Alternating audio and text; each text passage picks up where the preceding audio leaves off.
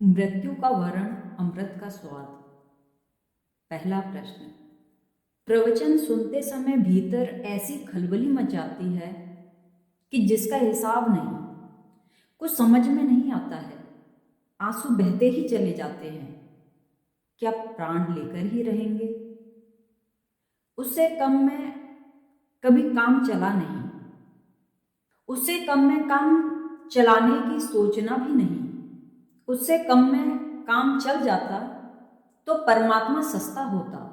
उससे कम में काम नहीं चलता, इसलिए तो इतने लोग वंचित हैं परमात्मा से। स्वयं को दिए बिना उसे पाने का कोई उपाय नहीं। लेकिन स्वयं में ऐसा मूल्यवान क्या है जिसको बचाने की इतनी आतुरता? संपदा क्या है तुम्हारे पास जिसको तुम अपना प्राण कहते हो? उसमें भी क्या है? लेकिन शायद हम इस तरह सोचते ही नहीं कि हमारे होने में क्या है। अगर इसे गंवाना पड़े तो क्या गंवाओगे? अर्थहीन है यह अस्तित्व। इसमें अर्थ तो परमात्मा के आने से ही आता है। यह वीणा तो ऐसी ही पड़ी है, जब तक उसके हाथ न छुएं इसमें कोई संगीत पैदा होता नहीं। और अगर वीणा के टूटने से ही संगीत पैदा होना है तो टूटने की तैयारी रखो, क्योंकि असली लक्ष्य संगीत है, वीणा नहीं है। जिन्होंने अपने को गंवाया उन्होंने परम धन पाया, राम रतन धन पाया। जो अपने को बचाते रहे वे अपने को नाहक गंवाते रहे, खाली आए खाली गए। मृत्यु तो आनी ही है, उसे भयभीत होने से क्या होगा? तुम भयभीत होते रहोगे फिर भी मृत्यु तो आएगी ही। मृत्यु तो आ ही गई है उसी दिन जिस दिन तुम पैदा हुए। जन्म के साथ ही आ गई है, वह जन्म का ही दूसरा छोर है। जन्म के बाद एक बात निश्चित है कि मरोगे। जन्म के बाद ऐसा कभी नहीं हुआ कि कोई जन्मा हो और मरा न हो। फिर 7 दिन बाद मरोगे कि 7 साल बाद कि 70 साल बाद, इससे बहुत फर्क नहीं पड़ता। मृत्यु तो आ ही रही है, चल ही पड़ी है। हम रोज रोज मृत्यु की तरफ सरकते ही जा रहे हैं। एक एक पल जो बीत रहा है उसमें मृत्यु ही होती जा रही है। हम छोटे होते जा रहे हैं। यह तुम्हारा होना तो छिन जाएगा। इसके पहले कि छिन जाए, क्यों न इसे परमात्मा के चरणों में चढ़ा दो। और मजा यह है कि अगर परमात्मा के चरणों में इसे चढ़ा दो जो कि छिन जाने वाला है, तो तुम कुछ ऐसा पालोगे जो कभी नहीं छिन सकता है। मृत्यु को वरण कर लेने से अमृत का स्वाद मिलता है। दुनिया में 2 ही तरह के लोग हैं, मृत्यु से डरे हुए लोग, कपते हुए लोग, और मृत्यु को सहज स्वीकार करने वाले लोग। जो स्वीकार कर लेते हैं उनके लिए परमात्मा का द्वार खुला है। जो मृत्यु से डरे हैं वे अपने ही अंधकार में डूबे रहेंगे। वे कभी द्वार दरवाजे न खोल सकेंगे, क्योंकि भय उन्हें लगा ही है कि कहीं प्राण न चले जाए। वे कभी प्रेम न कर सकेंगे, क्योंकि प्रेम भी प्राण मांगता है। वे कभी प्रार्थना न कर सकेंगे, क्योंकि प्रार्थना भी प्राण मांगती है। परमात्मा के द्वार पर वे दस्तक न दे सकेंगे, क्योंकि परमात्मा भी उससे कम नहीं मांगता। इस जगत में जो भी महत्वपूर्ण है वह प्राण देने से ही मिलता है। और मजा ऐसा है कि प्राण में कुछ भी नहीं है, राख ढो रहे हो। वही तो है जिंदगी के जिसमें अटूट एहसास हो बका का, है मौत का जिसमें खौफ हरदम, वह जिंदगी जिंदगी नहीं है। वही तो है रोशनी हो जिससे दिलो दिमागे वसर दरख्शां करे, जो दीवारों दर को रोशन, वह रोशनी रोशनी नहीं है। वही तो है ताजगी जो दौड़े रंगों में मौजे निशात बनकर, जो आज जो लब को रंग दे बस, वो ताजगी ताजगी नहीं है। वही तो है कैफे हस्त जिसमें पता न हो कैफे हस्त का भी है, जिसमें एहसास बेखुदी का, वो बेखुदी बेखुदी नहीं है। वही तो है आशिकी सुरूरे निसाते रहती हो जिसमें हरदम, हो गम का एहसास जिसमें पैदा, वह आशिकी आशिकी नहीं है। वही तो है खुद सुपुर्दगी जिसमें हो सरूरे खुदी फना सब, ख्याल अपना हो जिसमें बाकी, वो बेदली बेदली नहीं है। वही तो है बंदगी फकत जो तेरी खुशी के लिए अदा हो, तलब की जिसमें हो लाग कुछ भी, वो बंदगी बंदगी नहीं है। जिंदगी जिंदगी ही तब है जब मौत की छाया से तुम मुक्त हो गए। कौन होता है मौत की छाया से मुक्त? जो मौत को वरण करने को तैयार है। तुम्हारे जीवन में उसी दिन अर्थ होता है जिस दिन तुम्हारे जीवन में ऐसी बात पैदा हो जाती है जिसके लिए तुम जीवन को भी दे सको, नहीं तो जीवन निरर्थक होता है। जीवन से बड़ी और क्या बात हो सकती है सिवाय परमात्मा के? जिसके लिए जीवन अर्पित हो सके उसी के साथ असली जिंदगी शुरू होती है। वही तो है जिंदगी की जिसमें अटूट एहसास हो बका का। और कौन अपने को कुर्बान कर सकता है परमात्मा के चरणों में? वही जिसे पता है, जिसे इस बात का अनुभव होने लगा है कि जो है वह सदा रहेगा और जो नहीं है उसे बचाने से भी कुछ बचता नहीं है। तुम्हारे भीतर जो है वह पहले भी था, अभी भी है, आगे भी रहेगा। और जो तुम्हारे भीतर उधार है, बाहर से आया है, वह लौट जाएगा। जो पृथ्वी ने दिया है पृथ्वी ले लेगी, जो आकाश ने दिया है आकाश ले लेगा, जो सूरज ने दिया है सूरज छीन लेगा। आग पानी से जो आया है आग पानी में वापस लौट जाएगा। हवा से तुमने जो उधार मांगा है वह अमानत है, वह देनी पड़ेगी। यह देह जाएगी, यह श्वास जाएगी, यह रक्त मांस मज्जा, यह सब जाएगा। सिर्फ एक तुम्हारे पास कुछ है जिसका तुम्हें ही पता नहीं चल रहा है, तुम्हारी चेतना। वही भर नहीं जाएगी। परमात्मा को जब तुम सब चढ़ा देते हो तो जो छिन जाने वाला है वही चढ़ता है, और जो छिन नहीं सकता वही बच जाता है। और जब अकेला बच जाता है तो प्रगाढ़ता से प्रकट होता है, साफ साफ दिखाई पड़ता है। चढ़ाना सीखो अपने को। वही तो है जिंदगी की जिसमें अटूट एहसास हो बका का, है मौत का जिसमें खौफ हरदम, वो जिंदगी जिंदगी नहीं है। वही तो है रोशनी हो जिससे दिलो दिमागे बसर दरख्शां करे, जो दीवारों दर को रोशन, वह रोशनी रोशनी नहीं है। घर और मकान को जिस रोशनी से रोशन कर लेते हो उसको रोशनी मत समझ लेना जब तक कि भीतर की चेतना रोशन न हो। वही तो है कैफे हस्त जिसमें पता न हो कैफे हस्त का भी। और आत्मानंद क्या है? आत्मानंद वही है जहां आत्मानंद का पता भी नहीं होता, जहां पता करने वाला अलग नहीं बचता, जहां लीनता परिपूर्ण है जिसमें एहसास बेखुदी का, वह बेखुदी बेखुदी नहीं है। जहां तुम्हें याद रहे कि मैंने चढ़ा दिया, मैंने सब चढ़ा दिया, तो तुमने कुछ नहीं चढ़ाया, तुम तो बचे ही हो। यह चढ़ाने वाला भी बचा ही है, इसी को चढ़ाना था। यह अस्मिता, यह अहंकार जाना चाहिए था।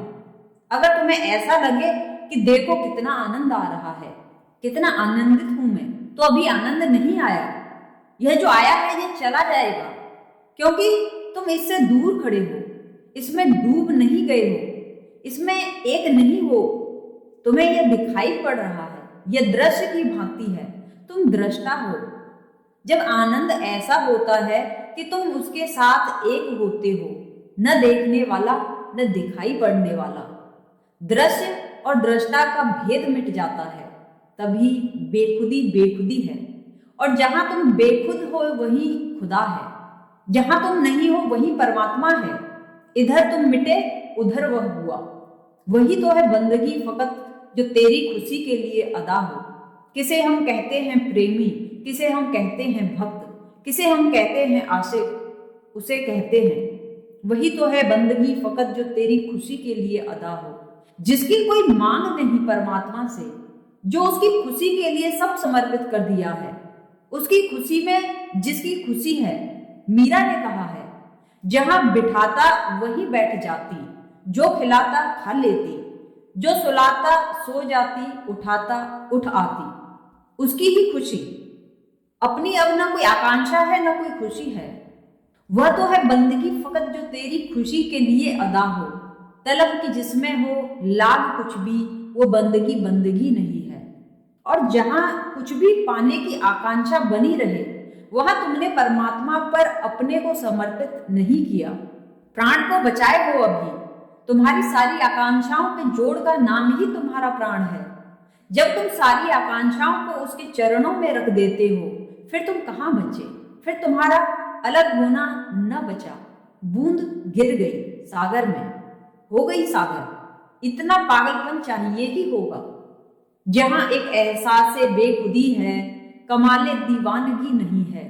और जहां तक तुम्हें अपना एहसास हो रहा है कि मैं अलग थलग, वहां तक कमाले दीवानगी नहीं है। वहां तुम्हें अभी पागलपन का कमाल नहीं आया, अभी तुम्हें भक्त की कला नहीं आई।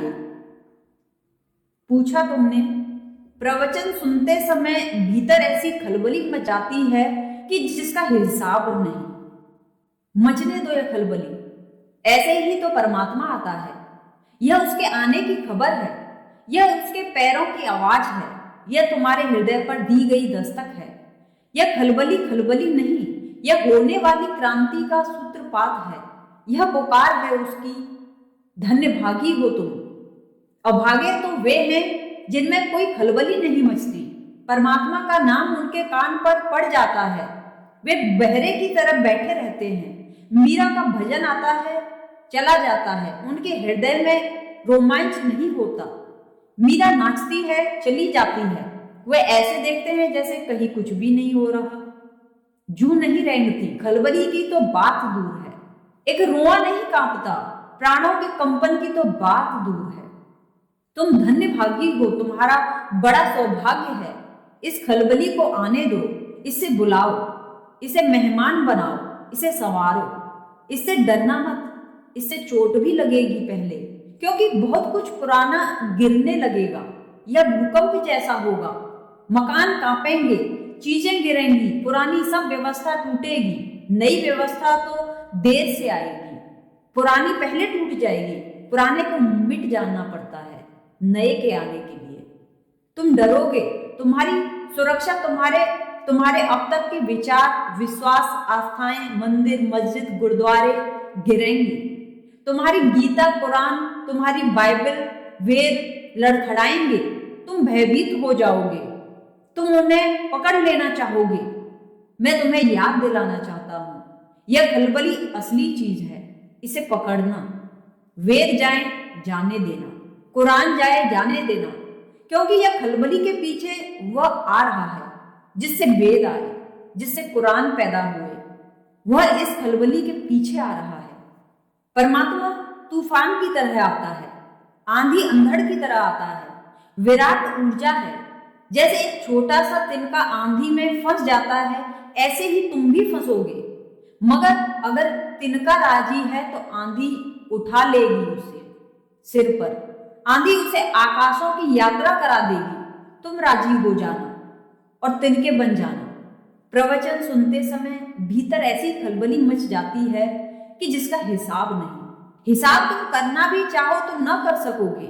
परमात्मा की तरफ से जो भी आता है सब बेहिसाब है, उसे तुम गिनती नहीं कर सकते, नाप नहीं सकते। तराजू पर कोई मापदंड नहीं है, कोई माप नहीं है, अमाप है सब। कुछ समझ में नहीं आता है। समझ तो तुम्हारी जो है वह जाएगी, तब समझ में आएगा। यह तुम्हारी समझ ही तो आने में बाधा है। तुम्हारी समझ यानी तुम्हारे अतीत से आए हुए संस्कार, तुम्हारी धारणाएं, तुम्हारे शास्त्र।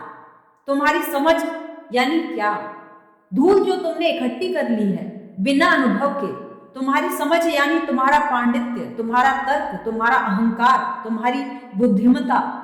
तुमने पढ़ी जो बातें, सुनी जो बातें, उनका सबका जो संग्रह तुम्हारे भीतर पड़ा है, वही तुम्हारी समझ है। नहीं, परमात्मा तुम्हारी समझ में न आएगा। परमात्मा इतना छोटा नहीं है कि तुम्हारी मुट्ठी में आ जाए, कि तुम रेखाबद्ध कर लो उसे, कि उसकी परिभाषा कर सको। जब परमात्मा आएगा सब परिभाषाएं उखड़ जाएंगी, सब रेखाएं अस्त व्यस्त हो जाएंगी। तुम्हारे बनाए गए धारणाओं के भवन ऐसे गिर जाएंगे जैसे पत्तों के मकान गिर जाते हैं, और तुम्हारे शास्त्र ऐसे डूबने लगेंगे जैसे कागज की नावें डूब जाती हैं। शास्त्र हैं भी कागज की नावें, उनमें बैठकर कभी यात्रा न हुई है, न हो सकती है। हाँ, जिन्हें कभी जाना ही न हो यात्रा पर, वे मजे से किनारे पर बैठकर कागज की नाव तैराते रहे। रंग बिरंगी नावें हिंदू की, मुसलमान की, जैन की, ईसाई की नावें और विवाद करते रहें और एक दूसरे के सिर तोड़ते रहें कि किसकी नाव सुंदर है और किसकी नाव ज्यादा रंगीन है और किसकी नाव ले जाने वाली है। कोई नाव पर तो बैठता नहीं, नाव का विवाद चलता है। लेकिन जिस दिन उसकी आंधी आनी शुरू होगी, ये सब नावें उलट जाती हैं। फिर न तुम हिंदू रह जाते हो, न मुसलमान, न ईसाई। मीरा कौन है? हिंदू है कि मुसलमान है कि ईसाई है? मीरा कोई भी नहीं, मीरा बस उसकी है। उसका होना ही बस उसकी विशेषता है। समझ में नहीं आएगा, और जब समझ में न आएगा तब यह घटना घटेगी। जिसने भी प्रश्न पूछा है स्वामी यश भारती ने, यह प्रश्न बौद्धिक नहीं है, यह प्रश्न बिल्कुल ठीक है। जैसा घटता है वैसा है। पहले खलबली मचती है, फिर कुछ समझ में नहीं आता, फिर आंसू बहे चले जाते हैं। जब समझ में ना आएगा, जब बुद्धि थकी हो जाएगी तो हृदय खुलेगा, आंसू बहेंगे। समझ में आ जाएगा तो फिर आंसू नहीं बहेंगे, फिर जरूरत ना रही। तुमने हिसाब किताब लगा लिया, बुद्धि ने काम कर दिया, निपटा दिया बुद्धि के बाहर ही बाहर। आया था मेहमान, चौकीदार ने ही निपटा दिया। घर के मेजबान को पता ही न चला, उसने ही वही सब समझा बुझा दिया कि सब ठीक है, कोई जरूरत नहीं भीतर जाने की, मैं पहुंचा दूंगा खबर। मैंने सब ठीक से समझ लिया है, आपने जो कहा बिल्कुल समझ में आ गया, मालिक तक पहुंचा दूंगा। मालिक भीतर सोया है, उसे पता ही नहीं चला। आंसू तो तभी आएंगे जब चौकीदार समझ नहीं पाएगा। थोड़ी अड़चन आएगी चौकीदार को, उसकी बुद्धि की पकड़ में नहीं आएगा कि यह क्या कह रहे हो, यह क्या है।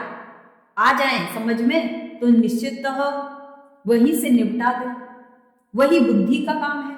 इसलिए बुद्धि समझने को बड़ी आतुर होती है। जो समझ में आ गया उसे बुद्धि से पार जाने की जरूरत नहीं रहती।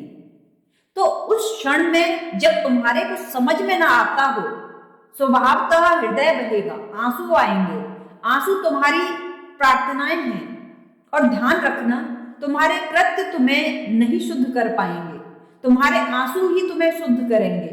तुम्हारे आंसुओं की बाढ़ में ही तुम्हारे पाप बहेंगे, तुम्हारे आंसुओं की बाढ़ में ही तुम्हारा अंधकार बहेगा। ये आंसू ही तुम्हें फिर कुंवारा करेंगे, ये आंसू ही तुम्हें फिर निर्मल और पवित्र करेंगे। भक्ति के शास्त्र में आंसू उपाय है, आंसू ही एकमात्र उपाय है। इसलिए जो रो नहीं सकता वह भक्त नहीं हो सकता।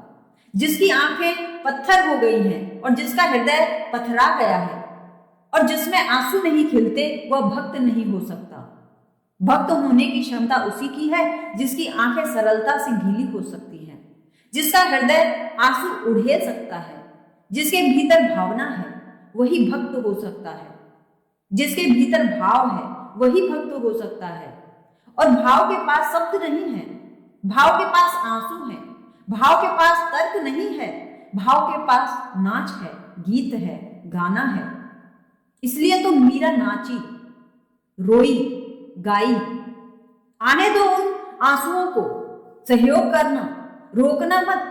तुम्हारी जड़ धारणाएं कहेंगी कि क्या करते हो, मर्द होकर और रोते हो, पुरुष होकर रोते हो, यह तो स्त्रियों का काम है।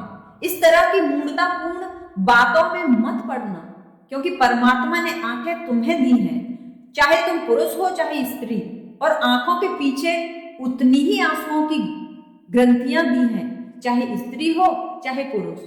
कुछ भेद नहीं किया है। मनुष्य जाति में एक जो बड़ी से बड़ी भ्रांति फैली है वह यह है कि मनुष्य में विभाजन है, स्त्री और पुरुष का। कोई विभाजन नहीं है। जहां तक परमात्मा को पाने का संबंध है, जरा भेद नहीं है। जहां तक जीवन की किसी भी गहरी सच्चाई का संबंध है, कोई भेद नहीं है। अगर भेद है तो वह शारीरिक है, जैविक है। तुम्हारी आंखों के पीछे यश उतने ही आंसू की ग्रंथियां हैं जितनी की स्त्री के पीछे। तो तुम्हारी धारणा अगर कहे कि रो मत, मर्द होकर रोते हो, कोई क्या कहेगा। छोटे छोटे बच्चे से हम कहने लगते हैं कि अरे तू रो रहा है, अब तू बड़ा हो गया है। छोटे छोटे बच्चों से हम कहने लगते हैं कि तू लड़का होकर रो रहा है। यह क्या लड़कियों जैसी लड़कियां बात। बेचारा छोटा सा बच्चा रोक लेता है अपने आंसू, पी जाता है आंसू, घोंट देता है आंसुओं की गर्दन को पकड़कर वही दबा देता है। तुम चकित हो जाओगे यह जानकर कि मनुष्य इस नतीजे पर पहुंचते हैं। दुगने मनुष्य आत्महत्याएं करते हैं स्त्रियों के मुकाबले, दुगने पुरुष आत्महत्याएं करते हैं, दुगने पुरुष पागल होते हैं स्त्रियों की बजाय। और उनमें से एक कारण, बहुत कारणों में एक कारण यह है कि पुरुष रोना भूल गया है, क्योंकि भाव की उमंग नहीं उठती, धीरे धीरे जड़ होता जाता है। एक दिन पागलपन आएगा, या एक दिन आत्महत्या आएगी, या एक दिन हत्या करेगा। और यह तो संख्या में उनकी गिनती की गई है। जो आत्महत्या करते हैं, पागल हो जाते हैं, उनकी क्या कहो। जो बड़े बड़े युद्ध लड़ते हैं, स्त्रियों ने तो कोई युद्ध लड़ा नहीं। स्त्रियों के ऊपर और कोई लांछन हो, यह लांछन नहीं है। हर 10 साल में पुरुषों को एक बड़ा युद्ध लड़ना पड़ता है, जिसमें कि लाखों लोग काटे पीटे जाते हैं। यह काट पीट भी मनुष्य करते हैं। यह काट पीट भी मनुष्य कहते हैं कि आदमी के भीतर जो भाव नहीं बहता, उसका ही परिणाम है। अगर लोग थोड़े रोने लगे, थोड़े हंसने लगे, थोड़े नाचने लगे, थोड़ी बांसुरी बजाने लगे, थोड़ी कृष्ण की सुने, थोड़ी मीरा की सुने, तो युद्ध कम हो जाएंगे, तो हिंसा कम होगी, तो विक्षिप्तता कम होगी। मगर आदमी की विक्षिप्तता बढ़ती चली जाती है। एटम बम बनाया, हाइड्रोजन बम बनाया, अब कहते हैं न्यूट्रॉन बम बना लिया। न्यूट्रॉन बम बड़ा अद्भुत है। उसकी सबसे बड़ी खूबी यह है कि मकान नहीं उसमें खराब होंगे, दुकानें नहीं चलेंगी, सड़कें नहीं टूटेंगी, आदमी भर मरेगा, पशु पक्षी आदमी जीवन भर मरेगा। न्यूट्रॉन बम की यह खूबी है। यह बड़े मजे की बात रही, जैसे कि मकान बचाने को है, आदमी मारने को है, मकान बचाकर क्या करोगे। जरूर राजनीतिज्ञों को यह चिंता लगी रहती है कि इतना नुकसान हो जाता है, मकान गिर जाते हैं, फिर बनाने पड़ते हैं। आदमी का क्या है? आदमी तो राजनीतिज्ञों को बनाने नहीं पड़ते, वह परमात्मा जाने। पशु पक्षी मर जाएं, किसको क्या लेना देना है। तो न्यूट्रॉन बम आदमी की आखिरी बुद्धिमत्ता का प्रमाण है। 1 वर्ग मील में कोई जीवन नहीं बचेगा, चींटी से लेकर मनुष्य तक किसी तरह का जीव नहीं बचेगा। वृक्ष भी मर जाएंगे, क्योंकि वे भी जीवित हैं। जो भी जीवित है मर जाएगा, सिर्फ मुर्दा चीजें बचेंगी, रास्ते, दुकानें, सामान, मकान। जीवन तिरोहित हो जाएगा, लाश पड़ी रह जाएगी। अगर बंबई पर गिरे न्यूट्रॉन बम तो बस लाश पड़ी रह जाएगी। बड़े बड़े मकान खड़े रहेंगे, दुकानें सजी रहेंगी, एक चीज भी नष्ट नहीं होगी, क्योंकि न्यूट्रॉन बम सिर्फ जाकर जीव पर सीधा हमला करता है। वह तरंग मात्र है, कपड़ा नहीं जलेगा, कार नहीं जलेगी, सिर्फ जाकर हृदय एकदम से दग्ध होकर रह जाएगा और किसी को पता भी नहीं चलेगा कि कब घटना घट गई। ये आदमी की विक्षिप्तता के सबूत हैं। शुभ है कि तुम्हारी आंखों में आंसू आ रहे हैं। सदियों के गलत शिक्षण ने भी तुम्हारे आंसू समाप्त नहीं किए। इनका सहयोग करना, आनंद भाव से सहयोग करना, संकोच नहीं करना। तुम पूछते हो कि क्या प्राण लेकर ही रहेंगे? प्यार से ही पूछा है, अहोभाव से ही पूछा है। प्राण लिए बिना कोई उपाय नहीं, प्राण दिए बिना कोई उपाय नहीं। चढ़ा दो जो तुम्हारे पास है प्रभु के चरणों में, और तुम सब पालोगे जो तुम सदियों से पाना चाहते हो और नहीं पा सके हो। मिटे बिना पाने का कोई उपाय नहीं है। दूसरा प्रश्न, आपने कहा कि नारद ने भक्ति का शास्त्र दिया और मीरा ने भक्ति का गीत। भक्ति के शास्त्र और भक्ति के गीत में क्या फर्क है, और क्या भक्ति का शास्त्र संभव है? पहली तो बात, भक्ति का शास्त्र संभव नहीं है, फिर भी शास्त्र बनाना पड़ा है। बहुत सी बातें संभव नहीं है, फिर भी करनी पड़ती हैं। जैसे परमात्मा को नहीं कहा जा सकता, फिर भी कहना पड़ता है। कोई कहने का उपाय नहीं है। जो भी हम कहेंगे गलत होगा, कहा नहीं, कहते ही गलत हो जाएगा। सत्य को कहा ही नहीं जा सकता। सत्य तो मौन में अनुभव होता है, मौन में ही संवादित होता है। लेकिन फिर भी सदा से सत्य को पाए व्यक्तियों ने चेष्टा की है कहने की, क्योंकि अगर वे चुप रह जाएं तब तो तुम समझोगे ही नहीं। चिल्ला चिल्ला कर मर जाते हैं, तब नहीं समझते तो चुप रह जाने पर तो कैसे समझोगे। बुद्ध 40 साल बोलते रहे, सुबह सांझ सतत, तब नहीं समझे। तो बुद्ध चुपचाप अपने बौद्ध वृक्ष के नीचे बैठे बैठे विदा हो जाते, तब तो तुम कैसे समझते। जीसस अपने शिष्यों से कहते हैं कि जाओ, चढ़ जाओ मकानों की मुंडेरों पर और चिल्लाओ, क्योंकि लोग बहरे हैं। हालांकि जीसस यह भी कहते हैं कि जो है उसे कहा नहीं जा सकता। ये दोनों बातों में विरोधाभास मालूम होगा। नहीं, विरोधाभास नहीं है। सत्य नहीं कहा जा सकता, लेकिन लोग बहरे हैं, उनको चिल्लाना तो पड़ेगा। सत्य को कहने का कोई उपाय नहीं है, लेकिन चिल्ला चिल्ला कर लोगों को जगाने का उपाय है। भक्ति का शास्त्र नहीं हो सकता, लेकिन नारद ने अपूर्व प्रयास किया है। जो नहीं हो सकता उसको करीब करीब करके दिखाया है। करीब करीब ही हो तो सकता ही नहीं है। हम बिल्कुल भक्ति को शास्त्र में तो बांध नहीं सकते, क्योंकि भक्ति भाव है, शब्द नहीं, विचार नहीं, तर्क नहीं। शास्त्र का अर्थ होता है तर्क, विचार, व्यवस्था। भक्ति तो भाव दशा है। आंसुओं का कैसे शास्त्र बनाओगे। हृदय में उठती हुई तरंगों को कैसे शब्दों में ढालो। प्रेम को कैसे उतारो कागज पर। वह डाही आखिर प्रेम का उतरता ही नहीं। लेकिन फिर भी हम शोरगुल मचा सकते हैं। शोरगुल मचाने से लोगों को सत्य समझ में आ जाएगा, ऐसा नहीं है। शोरगुल मचाने से यह समझ में आ जाएगा कि जो हमें नहीं मिला है वह किसी को मिला है, उससे प्यास जगेगी। मैं तुमसे रोज बोलता हूं, इसमें कभी भी यह भ्रांति मेरे मन में नहीं है कि मुझे सुनकर तुम सत्य को समझ लोगे। यह भ्रांति का तो सवाल ही नहीं उठता। फिर मैं क्यों बोलता हूं रोज? बोलता इसलिए हूं कि सत्य तो तुम्हें मुझे सुनकर समझ में नहीं आएगा, लेकिन मुझे सुनकर सत्य को समझना है, यह आकांक्षा जग सकती है। फिर आकांक्षा के सहारे तुम चलोगे अपने भीतर, तो किसी दिन सत्य भी समझ में आएगा। इसलिए सत्य के संबंध में जो बातें कही जाती हैं, अंततः सत्य तक ले जा सकती है, मगर बड़े घुमाव से, बड़े परोक्ष रूप से, प्रत्यक्ष, सीधे सीधे नहीं। ऐसा नहीं कि मैंने कहा तुम समझ गए और बात खत्म हो गई। मैंने जो कहा अगर वह तुम समझे तो बात शुरू हुई, खत्म नहीं। यात्रा आरंभ हुई, फिर बहुत होने को है। जिन्होंने भी भक्ति के शास्त्र निर्मित किए हैं, उनमें नारद ने बड़ी कुशलता से असंभव को संभव करके दिखाया है, लेकिन बस करीब करीब सत्य के पहुंचे हैं। भनक, आभास। ऐसा ही समझो कि मेरा कोई चित्र उतारे तो तुम यह तो नहीं कहोगे कि मेरा चित्र मैं हो गया। कोई तुम्हें मेरा चित्र दे दे तो चित्र ही दिया उसने, मुझे तो तुम्हें नहीं दे दिया। तुम चित्र को अपनी जेब में रख लोगे, अपने घर ले जाओगे, संभाल कर रख लोगे, लेकिन फिर भी उस चित्र में मैं नहीं हूं। यह तो तुम्हें भी समझ में आता है कि चित्र में मैं कैसे हो सकता हूं। कागज पर पड़े हुए सफेद और काले धब्बों में मैं कैसे हो सकता हूं। जीवन को ऐसे नहीं पकड़ा जा सकता, लेकिन फिर भी चित्र मेरा है, चित्र किसी और का नहीं है। यह भी सच है। और फिर चित्र उतारने में भी कुशलता हो सकती है। 10 लोग चित्र उतारेंगे तो सभी के इतनी कुशलता से नहीं आ जाएंगे। 10 चित्रों में तुम कहोगे यह चित्र सबसे ज्यादा ठीक। क्यों?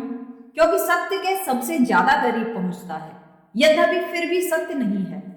ऐसे नारद का सूत्र है, बड़े करीब पहुंचता है, यद्यपि स्वयं भक्ति नहीं है। भक्ति के संबंध में बुद्धि जितना सोच विचार कर सकती है, उसका सार संक्षिप्त है। फिर मैंने कहा कि नारद ने जो शास्त्र दिया भक्ति का, और मीरा ने गीत दिया। गीत ज्यादा करीब पहुंचता है, शास्त्र से ज्यादा करीब, क्योंकि शास्त्र होता है तर्कबद्ध। गीत को कोई तर्कबद्धता नहीं होती। गीत होता है मुक्त। शास्त्र में तुम्हारी बुद्धि को समझाने का उपाय होता है, गीत में तुम्हारे हृदय को सहलाने का। शास्त्र तुम्हारे विचार को प्रभावित करता है, गीत तुम्हारे हृदय को आंदोलित करता है। ये आंदोलन अलग प्रक्रियाएं हैं, क्योंकि हृदय और बुद्धि अलग अलग है। तुम नारद का शास्त्र समझकर पारंगत हो सकते हो, फिर भी उसमें तुम्हें भक्ति की कोई शुरुआत होगी नहीं, कहा जा सकता है। हो सकता है तुम सिर्फ किसी विश्वविद्यालय में पीएचडी की उपाधि लेने के लिए नारद के सूत्र पढ़ो और उनकी ठीक ठीक समक्ष व्याख्या विश्लेषण करो, उनके लिए ठीक ठीक तर्क संदर्भ जुटाओ और तुम बड़े पंडित हो जाओ, मगर उसे कुछ भाव पैदा नहीं हो जाएगा। मीरा का गीत ज्यादा कारगर हो सकता है क्योंकि यह तीर सीधा हृदय के लिए है। जब मैंने कहा कि मीरा भक्ति की साकार प्रतिमा है, तो मीरा को समझने के लिए तुम्हें ज्यादा निकट आना पड़ेगा। नारद को समझना हो तो नारद की किताब पर्याप्त है, नारद के पास जाने की कोई खास जरूरत नहीं है। लेकिन मीरा को समझना हो तो मीरा का गीत काफी नहीं है, गायक के पास जाना पड़े। तुमने कभी यह बात ख्याल की, एक ही राग को दो वीणा वादक बजाएं तो भी उसमें भेद होता है, एक ही राग मगर दो वीणा वादक बजाएं तो भेद होता है, एक ही गीत को दो गायक गाएं तो भेद होता है। एक ही गीत है, एक ही राग में बांधा है, एक ही व्यवस्था से गाया गया है, फिर भी दो गायक में भेद हो जाएगा क्योंकि कंठों का भेद होगा, प्राणों का भेद होगा। अब तुम देखें, तरु सूत्र गाती है तो डूबकर गाती है, जैसे मीरा ने गाए होंगे वैसे गाती है, पीछे खड़े होकर अलग होकर नहीं गाती, रस विभोर हो जाती है जो तुम्हारे हृदय को छूता है। गीत को समझना हो तो गायक के पास आना पड़े, नृत्य को समझना हो तो नर्तक के पास आना पड़े, ध्यान को समझना हो तो ध्यानी के पास आना पड़े, शास्त्र को समझना हो तो शास्त्र के पास जाना पड़ता है, शास्त्रकार के पास जाने की कोई जरूरत नहीं है। मीरा जीवंत है, मीरा में तो डूबोगे तो समझोगे, मगर मीरा से स्वाद मिल सकता है, नारद से सिद्धांत मिलेगा। मीरा से स्वाद मिल सकता है और स्वाद ही अंततः निर्णायक है। तीसरा प्रश्न, आप रोज नई बातें कहे जाते हैं, इससे उलझन बढ़ती है। क्या पुराने शास्त्र और उनकी सिखावन पर्याप्त नहीं है? उलझन बढ़ सकती है अगर पुराने शास्त्रों पर बहुत पकड़ हो, अगर सत्य की खोज हो तो जरा भी उलझन न बढ़ेगी, क्योंकि जो मैं कह रहा हूं वह सभी शास्त्रों का सार है। मेरे शब्द नए हो सकते हैं लेकिन सार वही है, और शब्द हमेशा नए चाहिए क्योंकि पुराने शब्द पिट जाते हैं, जैसे पुराने सिक्के घिस जाते हैं। जितना शब्द बहुत दिन चल सकता है उतना ही अर्थहीन हो जाता है, पिटा पिटाया हो जाता है, बार बार सुनते सुनते उसकी चोट चली जाती है, उसमें जो आघात था, जो तुम्हारी हृदय तंत्री को छेड़ देता, वह नहीं रह जाता। धर्म को रोज रोज नए शब्द की देह लेनी पड़ती है। वेद ने कुछ कहा था, जब कहा था तब न मालूम कितने हृदयों की वीणा उनसे छिड़ गई होगी और न मालूम कितने जीवन में सुवास उठी होगी। फिर पंडित दोहराता रहा, सदियां बीत गईं, फिर सब जड़ हो गए। दोहराते दोहराते पंडित को सुनते सुनते जिन्होंने पहली दफा कहा था वे पंडित नहीं थे, वे प्रज्ञावान पुरुष थे। उन्होंने अनुभव किया था, उन्होंने ईश्वर को देखा था, वे प्रत्यक्षदर्शी थे, वे गवाह थे, वे साक्षी थे। उन्होंने जाना था, जिया था, अनुभव किया था। उनके शब्दों में एक जीवंतता थी, एक ज्योति थी।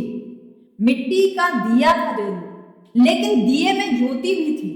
फिर ज्ञानी ऐसे ज्ञाता गए, उनके शब्द पंडितों के हाथ में पड़ गए। यह हमेशा ही होगा, इससे बचा नहीं जा सकता। अंततः शब्द पंडित के हाथ में पड़ ही जाएगा, क्योंकि पंडित शब्द की तलाश में है। समझो, मुझे तुम यहां सुन रहे हो, मैं जो कह रहा हूं वह दो तरह के लोगों के हाथ में पड़ेगा। एक तो वे जो मेरी बात को समझेंगे, जिएंगे, डुबकी मार जाएंगे, और दूसरे वे जो मेरे शब्द को पकड़ेंगे, संग्रह करेंगे, शब्द का विश्लेषण करेंगे, व्यवस्था जुटाएंगे, पंडित हो जाएंगे। इन दोनों का मार्ग अलग हो जाएगा। मेरे साथ जो रस में डूबेंगे वे एक, और मेरे शब्द को पकड़कर जो संग्रह करेंगे वे दो। और आश्चर्य की बात यह है कि जो रस में डूबेंगे उनका इतना प्रभाव दुनिया में नहीं होगा। रस में डूबने वाले आदमी को प्रभाव की चिंता भी नहीं होती, वह अपनी मस्ती में जी लेता है और विदा हो जाता है। मगर जो पंडित है जिसको रस तो कुछ मिला नहीं, जिसने शब्द की ही संपदा इकट्ठी की है, वह शब्द को उछालता फिरेगा, वह सब जगह समझाता फिरेगा, बताता फिरेगा। वह अपने शब्द का फायदा उठाएगा, अपने शब्द से अपने अहंकार को भरेगा। फिर पंडित विवाद करेंगे, कौन ठीक कौन गलत, और वे निर्णायक हो जाएंगे। जिसने सच में भोगा था रस को, वह तो किनारे से दूर हट जाएगा, अपनी पगडंडियों पर विलीन हो जाएगा। राजपथ बनाता है पंडित, फिर वह शब्द का मालिक हो जाता है। जब तक मैं हूं तब तक तो वह मालिक नहीं हो सकता है, लेकिन जैसे ही मैं गया वह मालिक हो जाएगा। वह शब्द का धनी है, वह तथ्य से सिद्ध कर सकता है, असिद्ध कर सकता है, उसके पास एक कुशलता है। तो वेद जिन्होंने परमात्मा जाना, जिन्होंने गुनगुनाए, जल्दी ही पंडित के हाथ में पड़ गए। पंडित के हाथ में पड़े कि वह उनको दोहराने लगा, उछालने लगा, जगह जगह फेंकने लगा, एक दूसरे के ऊपर उनका उपयोग करने लगा। पंडित तो शास्त्र का उपयोग शस्त्र की तरह करता है, दूसरों के अहंकार को गिराने में, अपने अहंकार को बढ़ाने में। तो ब्राह्मणों का एक बड़ा जाल पैदा हुआ। उस जाल में वेद को फांसी लग गई। वेद को किसी ने मारा तो ब्राह्मणों ने मारा। मगर सदा ऐसा होता है, कुछ ऐसा यही हुआ, वेद के साथ ही हुआ। ऐसा नहीं, ऐसा सदा होता है, सब जगह होता है, सदा होगा, सब जगह होगा। यह अनिवार्य दोष है, इससे बचा नहीं जा सकता।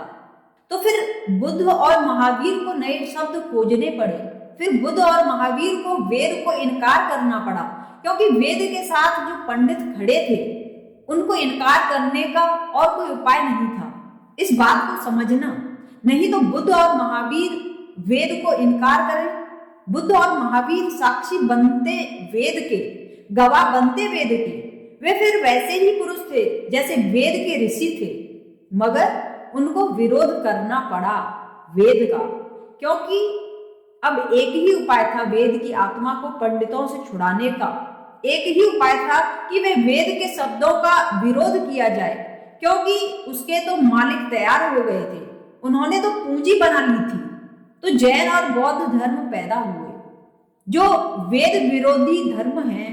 और आश्चर्य की बात यह है कि उनमें जरा भी वेद विरोध नहीं है, हो ही नहीं सकता। दो सत्य कभी एक दूसरे के विरोध में नहीं होते, क्योंकि दो सत्य ही नहीं होते। सत्य की दो अभिव्यक्तियां मात्र होती हैं, सत्य तो एक ही है। लेकिन वही फिर महावीर बुद्ध के साथ हो गया, पंडित आ गया। तुम्हें यह जानकर हैरानी होगी कि महावीर तो क्षत्रिय थे, लेकिन उनके जो 11 गणधर हैं वे सब ब्राह्मण हैं। जिन्होंने महावीर के शब्द को इकट्ठा किया वे सब ब्राह्मण और पंडित। बुद्ध तो क्षत्रिय थे, लेकिन बुद्ध के जो बड़े शिष्य हैं जिन्होंने बुद्ध का शास्त्र निर्मित किया वे सब ब्राह्मण हैं। और ब्राह्मण से मेरा मतलब कुछ ब्राह्मण कुल में पैदा होने वाले आदमी से ही नहीं होता। जिसकी भी पकड़ शब्दों पर है वह ब्राह्मण है। फिर वही जाल खड़ा हो गया। फिर ब्राह्मणों ने, फिर पंडितों ने बुद्ध महावीर को मार डाला। फिर आए कबीर, मीरा, दादू, नानक, फिर शब्द को मुक्त किया। फिर विरोध करना पड़ा उन्हें, और ऐसा निरंतर होगा। तो मैं जब पुराने शब्दों का कभी विरोध करता हूं तो इसलिए ताकि पुराने शब्दों में पड़ी हुई आत्मा को मुक्त कर लूं। शब्द का ही विरोध है, आत्मा को बाहर निकाल लेना है। जब तुम समझोगे मेरी बात तो तुम्हें यह बात भी समझ में आएगी ही, निश्चित समझ में आएगी कि जिन्होंने भी जाना है मैं उनकी ही बात कर रहा हूं। लेकिन संदर्भ नया है, भाषा नई है, उपाय नया है, लोग नए हैं, परिस्थिति नई है, काल नया है, सब बदल गया है। जब सब बदल गया तो पुराने शब्द काम के नहीं रह गए, वे संदर्भ के बाहर पड़ जाते हैं। 5000 साल पहले किसी ने कुछ बात कही थी, वह निश्चित ही 5000 साल पुरानी भाषा में आबद्ध है। अब न तो तुम बैलगाड़ी में चलते, अब तुम जेट हवाई जहाज में चलते हो। तुम्हारी भाषा जेट हवाई जहाज की भाषा है, बैलगाड़ी की भाषा नहीं है। लेकिन तुम्हारा सत्य अभी भी बैलगाड़ी की भाषा में आबद्ध है, उसे मुक्त करना होगा। तुम्हारे सत्य को भी जेट की यात्रा करानी होगी, संदर्भ बदलने होंगे। सत्य को हमेशा नए शब्द का आवरण चाहिए। जैसे पुराने वस्त्र जीर्ण शीर्ण हो जाते हैं, फिर हम उन्हें बदल देते हैं, नए वस्त्र पहन लेते हैं। तुम सत्य को पुराने ही वस्त्र पहनाए रखोगे सदा सदा। वेद ने संस्कृत के शब्द दिए सत्य को, बुद्ध ने पाली के शब्द दिए, मीरा ने हिंदी के शब्द दिए। भाषा बदल गई, ढंग बदल गया, क्योंकि लोग बदल गए थे। और अगर तुमने जिद की कि तुम पुराने को पकड़कर वैसे ही चलोगे जैसा पुराना था, तो तुम अक्सर पाओगे कि तुम समसामयिक नहीं हो और अक्सर तुम झंझटों में पड़ोगे। कल मैं एक कहानी पढ़ रहा था, मैं चाहूंगा इस पर तुम ध्यान करो। एक बड़े मियाँ जिन्होंने अपनी जिंदगी में बहुत कुछ कमाया बनाया था, आखिर बीमार हुए, मृत्यु रोग में गिरफ्तार हुए। उन्हें कोई फिक्र थी बस यही एक कि उनके 5 बेटों की आपस में नहीं बनती थी। गाढ़ी क्या पतली भी नहीं छनती थी, लड़ते ही रहते थे। कभी किसी बात पर इत्तेफाक न होता था, हालांकि इत्तेफाक में बड़ी बरकत है। आखिर बड़े मियाँ ने एकता और इत्तेफाक की खूबियां बेटों के दिल में उतारने के लिए एक पुरानी तरकीब ख्याल में लाई। पढ़ी होगी ईसप की किताब में या पंचतंत्र में या लुकमान के वचनों में। पुरानी तरकीब है, तुमने भी सुनी है, पढ़ी है कि कोई बाप मर रहा था। उसने 5 लकड़ियां एक गट्ठे में बांध दी और अपने बेटों को कहा तोड़ो। उन्होंने बड़ी तोड़ने की कोशिश की, लेकिन गट्ठर नहीं टूट सका। 5 लकड़ियां इकट्ठी मजबूत थी। फिर उसने गट्ठर खोल दिया और एक एक लकड़ी बेटों को दे दी और कहा अब तोड़ो। उन्होंने तत्क्षण लकड़ियां तोड़ दी और बाप ने कहा कि देखो, 5 इकट्ठे होते हैं तो शक्ति होती है, 5 अलग अलग हो जाते हैं तो निर्बल हो जाते हैं। यही मेरा तुमसे आखिरी निवेदन है। ऐसा कहकर बाप मर गया। बड़े मियाँ को यह कहानी याद आई। सोचा कि उसी कहानी का उपयोग कर लें। बड़े मियाँ ने अपने बेटों को पास बुलाया और कहा देखो, अब मैं कुछ ही दिन का मेहमान हूं, सब जाकर एक एक लकड़ी लाओ। एक ने कहा लकड़ी, आप लकड़ियों का क्या करोगे? जमाना बदल गया, पुरानी कहानी में यह बात आती ही नहीं है कि आप लकड़ियों का क्या करेंगे। वह जमाना और था। बाप ने कहा लकड़ियां लाओ। लड़के लकड़ियां ले आए थे। एक लड़के ने पूछा कि लकड़ी, आप लकड़ियों का क्या करेंगे? दूसरे ने आहिस्ता से कहा बड़े मियाँ का दिमाग खराब हो गया है, लकड़ी नहीं, शायद ककड़ी कह रहे हैं। ककड़ी खाने को जी चाहता होगा। नहीं, कुछ सर्दी है, शायद आग जलाने को लकड़ियां मांग रहे हैं। चौथे ने कहा बाबूजी कोयले ले आऊं? 5वें ने कहा नहीं जी, कोयले से क्या होगा, उपले लाता हूं, वे ज्यादा अच्छे रहेंगे। बाप ने कराहते हुए कहा अरे नालायकों, मैं जो कहता हूं वो करो। क्योंकि उसको तो एक सिद्धांत सिद्ध करना था, तो कोयले से तो होगा नहीं सिद्ध, उपले से होगा नहीं सिद्ध। यह तो बात ही इन्होंने बदल दी। सब कहानी खराब किए दे रहे हैं और वह कहानी की बात भी नहीं कह सकता पहले से कि मैं वह पुरानी कहानी, नहीं तो मतलब ही खत्म हो गया। उसको तो छिपा कर रखनी है, वह तो सिद्धांत निकालना है। बाप ने कराहते हुए कहा अरे नालायकों, मैं जो कहता हूं वह करो, कहीं से लकड़ियां लाओ, जंगल से। एक बेटे ने कहा यह भी अच्छी रही, जंगल यहाँ कहाँ, और महकमा जंगलात वाले लकड़ी कहाँ काटने देते हैं, सजा करवाओगे? दूसरे ने कहा अपने आपे में नहीं है बाबूजी, बक रहे हैं जुनून में क्या क्या कुछ। तीसरे ने कहा भाई लकड़ियों वाली बात अपनी समझ में तो बिल्कुल नहीं आती। चौथे ने कहा बड़े मियाँ ने उम्र भर में एक ही तो ख्वाहिश की है, उसे पूरा करने में हर्ज भी क्या है, ले भी आओ। दिमाग तो मालूम होता है खराब हो गया है, मगर क्या बिगड़ता है, 5 लकड़ियां ले ही आओ। 5वें ने कहा अच्छा मैं जाता हूँ, टाल पर से लकड़ियां ले आता हूँ। चुनांचे वह टाल पर गया। टाल वाले ने कहा खान साहब जरा 5 लकड़ियां तो देना, अच्छी मजबूत हो। टाल वाले ने लकड़ियां दी, हर एक खासी मोटी और मजबूत थी। बाप ने देखा तो उसका दिल बैठ गया, क्योंकि लकड़ियां इतनी मजबूत थी कि एक एक भी नहीं तोड़ी जा सकती थी। 5 को तोड़ने का तो सवाल ही क्या था। वह बताना तो मतलब के खिलाफ ही था कि लकड़ियां क्यों मंगवाई गई हैं और उससे क्या नैतिक परिणाम निकालने की आकांक्षा है। आखिर बेटों से कहा, ठीक, अब तुम जब इन लकड़ियों को ले ही आए हो, गट्ठा बांधो। बेटों में फिर खुसर खुसर होने लगी। गट्ठा? वह क्यों? अब रस्सी कहां से लाएं? भाई बहुत तंग किया इस बुढ़े ने। आखिर एक ने अपने पैजामे से इजारबंद निकाला और गट्ठा बांधा। जमाना बदल गया, तुम कहां की पुरानी कहानी लिए बैठे हो। बड़े मियाँ ने कहा, अब इस गट्ठे को तोड़ो। बेटे ने कहा, लो भाई, यह भी अच्छी रही, कैसे तोड़ें?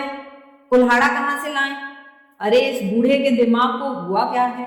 मरना हो तो मर ही जाओ, अब और तो न सताओ। बाप ने कहा, कुल्हाड़े से नहीं, हाथों से तोड़ो, घुटने से तोड़ो। बाप ने देखा कि हाथ से तो टूटने वाली नहीं है, यह कहानी सब गड़बड़ हुई जा रही है।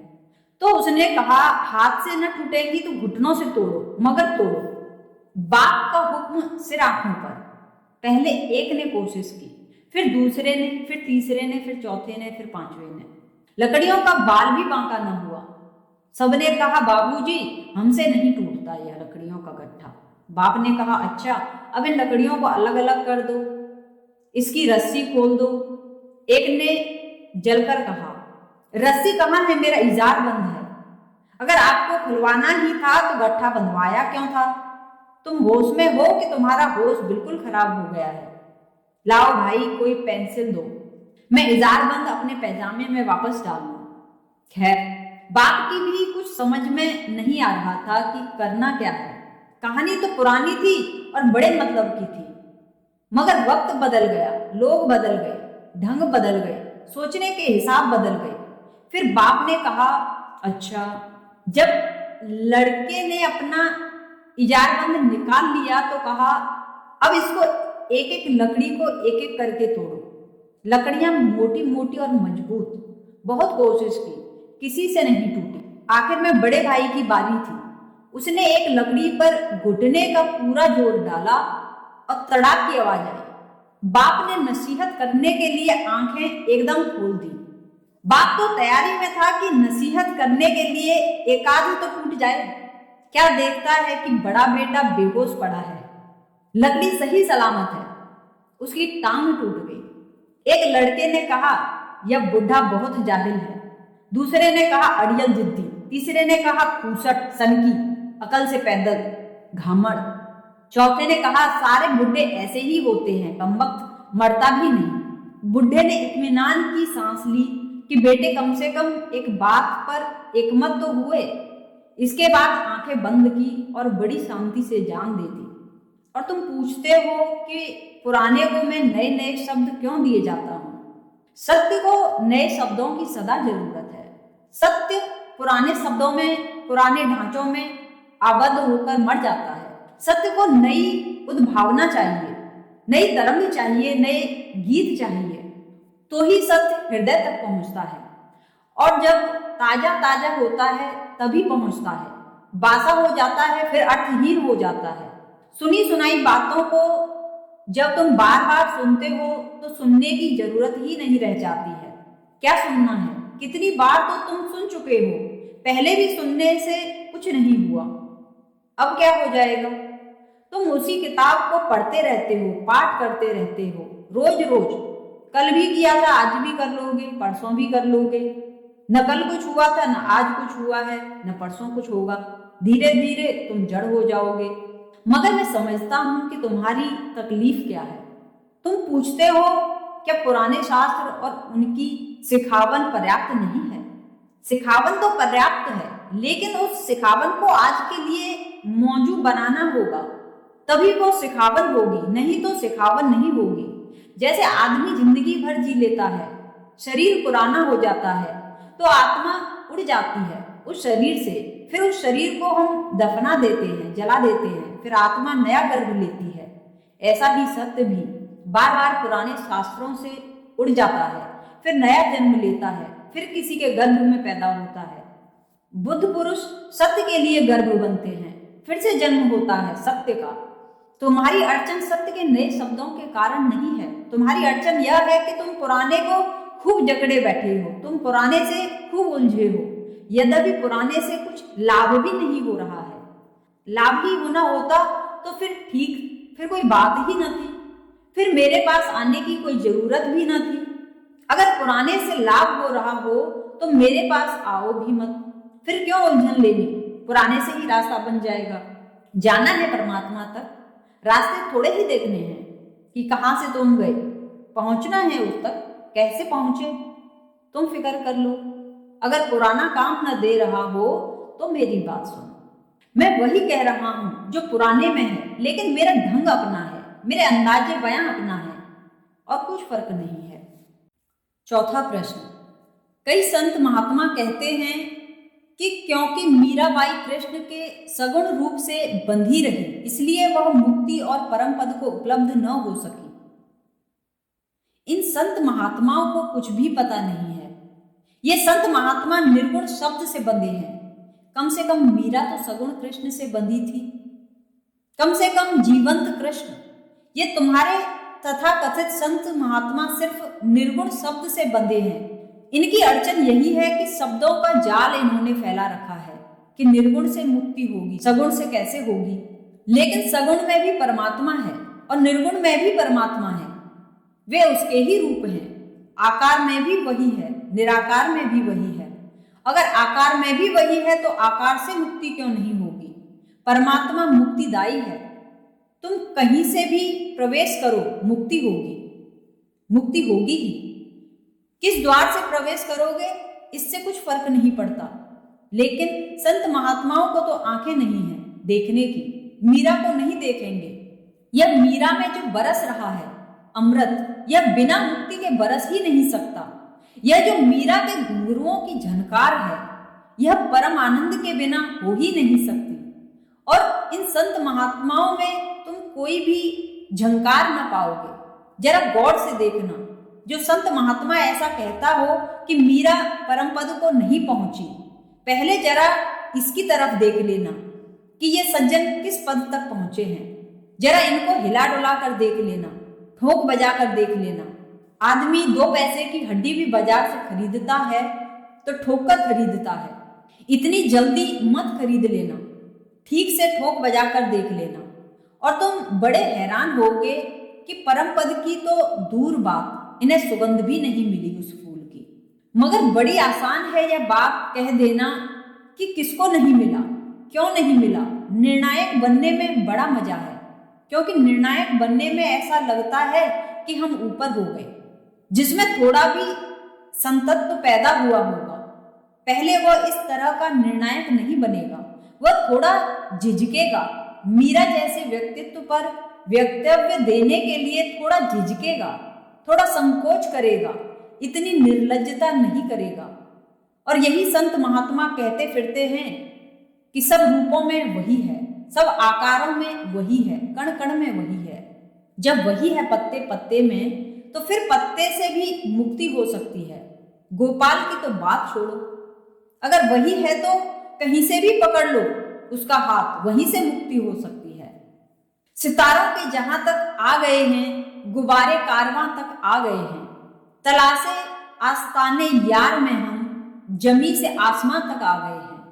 मकाम अपना मुअय्यन है न मंजिल, कहें क्या हम कहां तक आ गए हैं।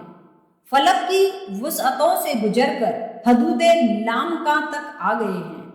ये माना हमने वाइज और मोमन सभी बागे जनान तक आ गए हैं।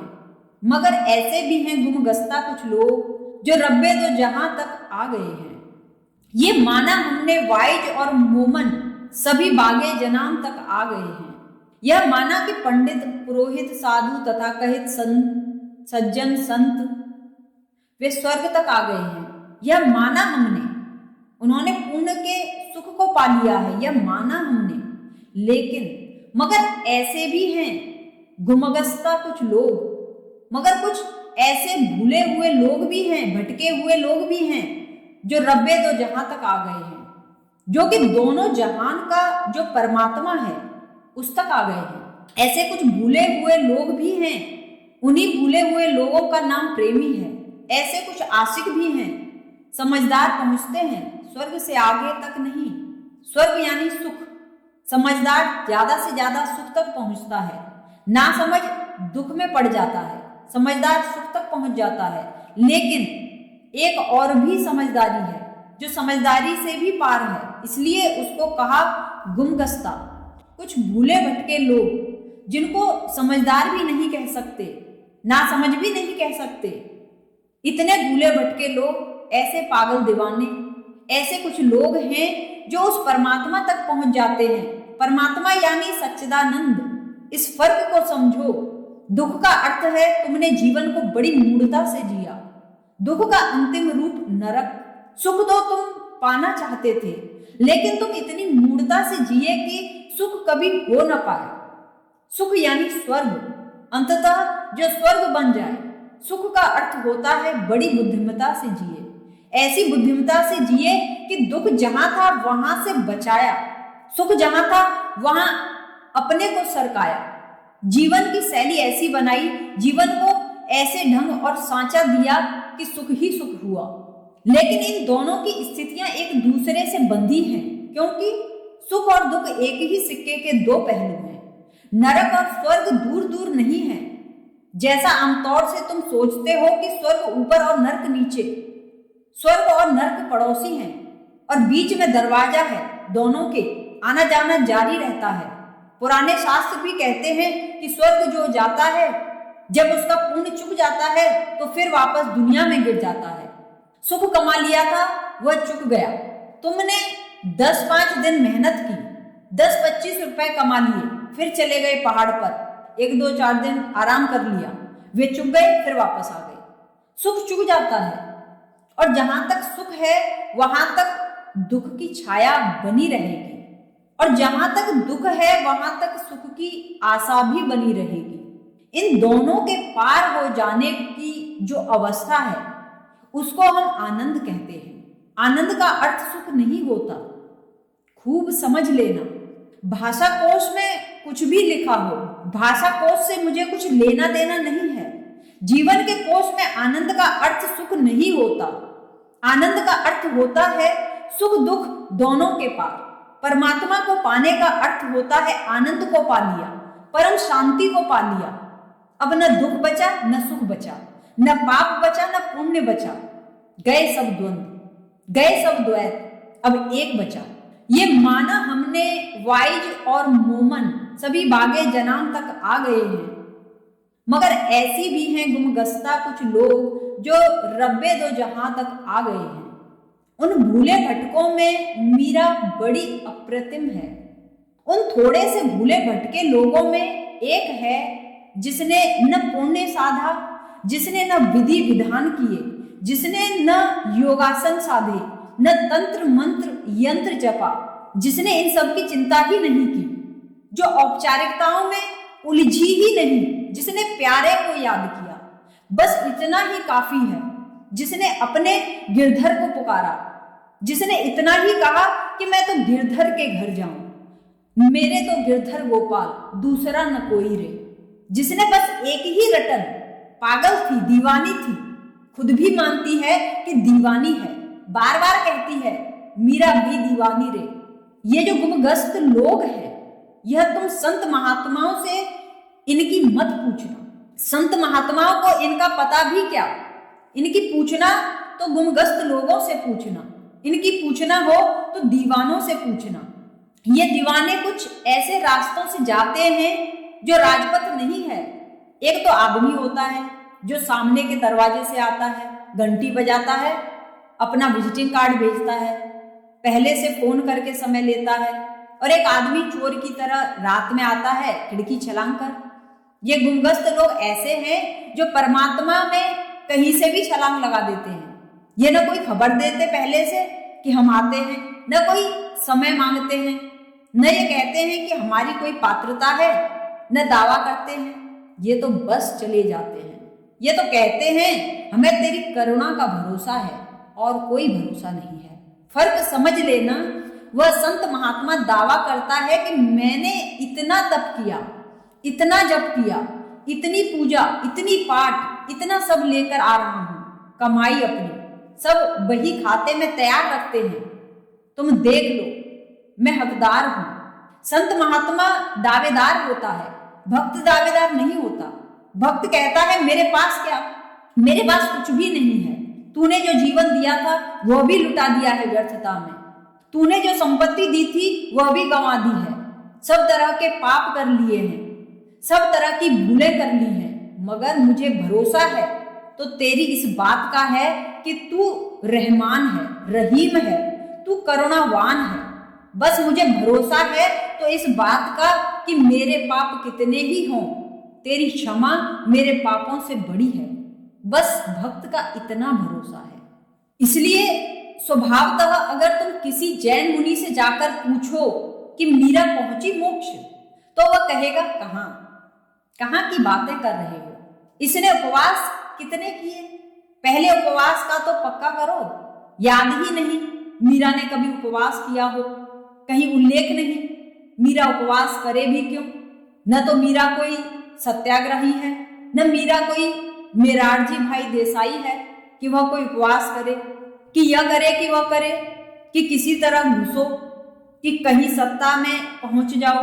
मीरा को किसी का मन बदलने की भी कोई जरूरत नहीं है कि सत्याग्रह करो, कि अनशन करो, कि जबरदस्ती करो दूसरों पर, क्योंकि ये उपवास तो सब जबरदस्तियां हैं।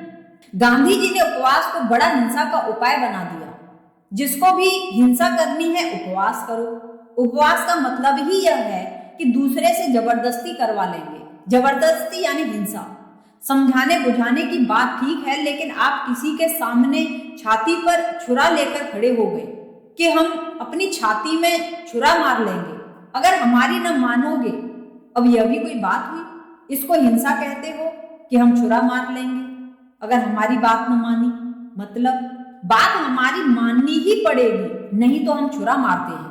अब उस आदमी में अगर थोड़ी भी दया ममता हो या थोड़ी भी सज्जनता हो तो वह कहेगा भाई ठहरो, इतनी सी बात के लिए ऐसा मत करो। डॉक्टर अंबेडकर हरिजनों को हिंदुओं से निकाल लेना चाहते थे। गांधी ने अनशन कर दिया इसी पूना में और कहा कि मेरी बात नहीं मानोगे तो मैं मर जाऊंगा। आमरण अनशन, अब यह कोई दलील हुई? यह कोई तर्क हुआ? इसको तर्क कहते हैं, इसको दलील कहते हैं। यह तो सज्जनता भी नहीं है। और अगर अंबेडकर राजी हो गए देखकर कि गांधी मर जाएंगे, तो मैं मानता हूं कि अंबेडकर के मन में कहीं ज्यादा करुणा है बजाय गांधी के। नहीं तो क्या जरूरत थी राजी होने की? अगर अंबेडकर कहते कि ठीक है मरना हो तो मरो, तुम्हारी मर्जी, तुम्हारी बात तुम्हारे मरने से ही सिद्ध नहीं होती। वैसे तुम्हारी मर्जी किसी को आत्महत्या करनी हो तो करे, पर अंबेडकर ने सोचा कि इस आदमी का मरना देश के लिए महंगा होगा और मेरी जिद के कारण कोई मरे। यद्यपि मेरी बात सही है, अंबेडकर की बात बिल्कुल सही है। हरिजनों को हिंदुओं के साथ रहने का कोई कारण नहीं है। उन्हें कभी का अलग हो जाना चाहिए था। सिवाय अपमान और सिवाय दुर्दशा के वहां कुछ भी नहीं है। अंबेडकर बिल्कुल ठीक कह रहा था। और हिंदुओं को अगर कभी कोई बुद्धि आएगी तो वह तभी आएगी जब सारे हरिजन एक दफा इकट्ठे होकर अलग हो जाएं, तो ही इनको कुछ बुद्धि आ सकती है, नहीं तो बुद्धि आ भी नहीं सकती। अभी भी हरिजन जलाए जा रहे हैं, तब भी मारे जा रहे हैं। दलील तो अंबेडकर की ही ठीक थी, तर्कयुक्त थी, चिंतापूर्ण थी, लेकिन गांधी जिद्दी। मगर लगता ऐसा है कि गांधी कोई अहिंसात्मक आंदोलन कर रहे हैं। यह तो अहिंसात्मक नहीं है, यह बिल्कुल शुद्ध हिंसा है। तो न तो मीरा कोई सत्याग्रही थी, अनशन क्यों करे? और जैन मुनि है, उनको जो अनशन है, उसका जो उपवास है, वह भी अपने को कष्ट देने की व्यवस्था है। मान्यता यह है कि जितना तुम अपने को कष्ट दोगे उतना पुण्यात्मा हो जाते हो। यह संतत्व नहीं है, यह केवल रुग्ण दशा है। अपने को कष्ट देना रोगी चित्त का लक्षण है। मनोवैज्ञानिक उसको खास नाम देते हैं। वो कहते हैं मैसोचिज्म।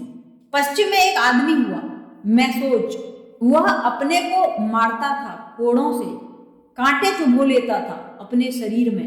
उसने कई औजार बना रखे थे, जैसे डॉक्टर एक बक्सा रखता है ना, ऐसा वह अपना बक्सा अपने पास रखता था। जिसमें कई तरह के औजार थे खुद को सताने के लिए। कीले कान में डाल लेगा, छेद कर लेगा, वह मैसोच उसका नाम था।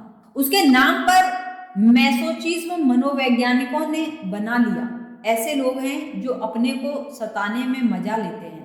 अब ये जो जैन मुनि हैं, भूखा मर रहा है, दिगंबर जैन मुनि होते हैं जो अपने बाल नोचते हैं। बाल कटवा नहीं सकते, नोचते हैं, उखाड़ते हैं। और जब जैन मुनि बाल उखाड़ता है तो बड़ा जलसा होता है।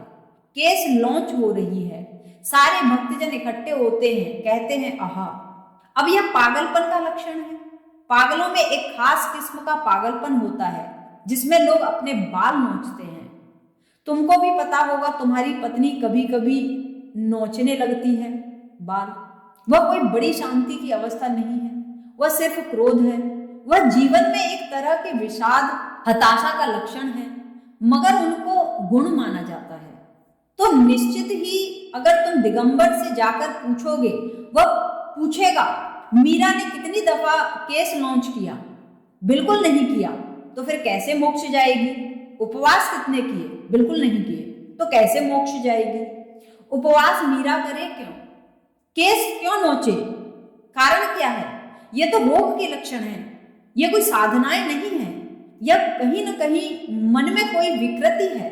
दूसरों को चोट करने में जैसी हिंसा है, वैसे ही अपने को चोट करने में भी हिंसा है। और ध्यान रखना, दूसरे को चोट करने में तो एक सुविधा है कि दूसरा अपनी रक्षा भी कर सकता है, जवाब भी दे सकता है। खुद को चोट करने में तुमने बिल्कुल ही हालात खराब कर ली। अब तो कोई बचाने वाला भी नहीं है, कोई रक्षा करने वाला भी नहीं है। दुनिया में दो तरह के हिंसक लोग हैं। एक वे जो दूसरों की हिंसा करते हैं, वे इतने खतरनाक नहीं हैं क्योंकि दूसरे भी तो हैं, वे अपनी रक्षा कर लेंगे। कानून है, पुलिस है, अदालत है, हजार उपाय हैं सुरक्षा के। दूसरे वे लोग जो अपनी हिंसा करते हैं, इनके साथ कोई उपाय नहीं है, ना अदालत इनको दंड देती है।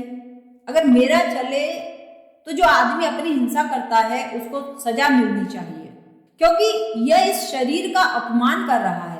यह देह परमात्मा की उतनी ही है जितनी कोई और देह है। अगर मैं तुम्हें चांटा मारूं तो अदालत में मुकदमा चल सकता है, और खुद को चांटा मार लूं तो कोई अदालत मुझ पर मुकदमा नहीं चला सकती। यह बात ठीक नहीं है, क्योंकि यह देह को भी उतना ही दर्द होता है जितना तुम्हारी देह को होता है। इससे क्या फर्क पड़ता है कि देह मेरी है कि तुम्हारी है? जैन शास्त्रों में तो आत्महत्या की भी व्यवस्था है। जैन मुनि चाहे तो आमरण अनशन करके मर जाएं, मर सकता है, उसकी आज्ञा है। निश्चित ही ऐसे लोग कहेंगे यह मीरा कहां से पहुंचेगी? फिर जैनों ने तो कृष्ण तक को नरक में डाला है, मीरा को तो कैसे पहुंचने देंगे परम पद? कृष्ण को नरक में डाले हुए हैं। जिनकी यह पूजा कर रही है, उनकी पूजा करके तो यह महानरक को जाएगी। इनके गुरु ही नरक में डले हुए हैं। कृष्ण को नरक में डालना पड़ा है उन्हें, क्योंकि जैन साधुता के हिसाब से कृष्ण साधु नहीं ठहरते। ये कैसे साधु? मोर मुकुट बांधे खड़े, सुंदर वस्त्र पहने हैं रेशम के, हाथ में बांसुरी ली है। और इतना ही नहीं, इतना ही करो, अकेले रहो तो भी ठीक है, गोपियां नाच रही हैं, यह तो बर्दाश्त के बाहर है। तो कृष्ण को नरक में डाला है। तुम तो कहते हो मीरा को परमपद नहीं मिला। मीरा को तो मिलेगा कैसे? उनके गोपाल भी नरक में पड़े हैं, उन्हीं के साथ वह भी पड़ी होगी। नहीं, ये दृष्टियां गलत हैं, ये दृष्टियां भ्रांत हैं। अभी तक धर्म ने जीवन की स्वस्थता को ठीक ठीक अंगीकार नहीं किया। जीवन स्वस्थ होना चाहिए, संगीत पूर्ण होना चाहिए, सहज होना चाहिए, समर्पित होना चाहिए, साधना का अर्थ होना चाहिए, अहंकार का विसर्जन, न कि आत्मदमन। साधना का अर्थ होना चाहिए प्रभु के चरणों में समर्पण, जहां बिठाए बैठे, जहां उठाए उठे, अपना कर्ता भाव खो जाए, बस यही परम पद है। पूछा है तुमने, कई संत महात्मा कहते हैं कि क्योंकि मीराबाई कृष्ण के सगुण रूप से बंधी रही, इसलिए वह मुक्ति और परम पद को उपलब्ध न हो सकी। न तो वे कहने वाले संत हैं और न महात्मा हैं। निर्गुण की तो बात दूर, उन्हें अभी सगुण का भी कुछ पता नहीं है। निर्गुण की तो बात ही छोड़ दो, निर्गुण तो आगे का कदम है, वह तो सगुण की ही पराकाष्ठा है। इसमें कुछ विरोध थोड़े ही है। सगुण तो ऐसे है जैसे तुम एक नाव पर बैठे और उस पार गए। निर्गुण ऐसे है कि उस पार नाव छोड़ दी और उतरकर चल पड़े। निर्गुण सगुण के आगे का कदम है, वह सहज है। मगर जो आदमी डर रहा है सगुण से, वह इसी पार अटका रह जाएगा। तुम्हारे महात्मा इत्यादि इसी पार बैठे हैं, धूनी रमाए हुए। मीरा उस पार गई, उसने सगुण की नाव बना ली, मगर उस पार जाकर तो फिर नाव भी छूट जाती है। कोई नाव में ही थोड़े ही बैठा रहना है। जब तक गोपाल से दूर थी तब तक गोपाल के लिए रोई, जब तक गोपाल से दूर थी गोपाल को पुकारा, जब तक गोपाल से दूर थी नाची गुनगुनाई। यह तो नाव है, यह नाम स्मरण तो नाव है। फिर जब गोपाल में प्रविष्ट हो गई फिर कैसी पुकार, फिर तो दूरी ही ना रही, तो पुकारेगा कौन, किसको, फिर तो कैसा रूप। यह तो अभी कहती है कि नैनन बसो मेरे नंदलाल।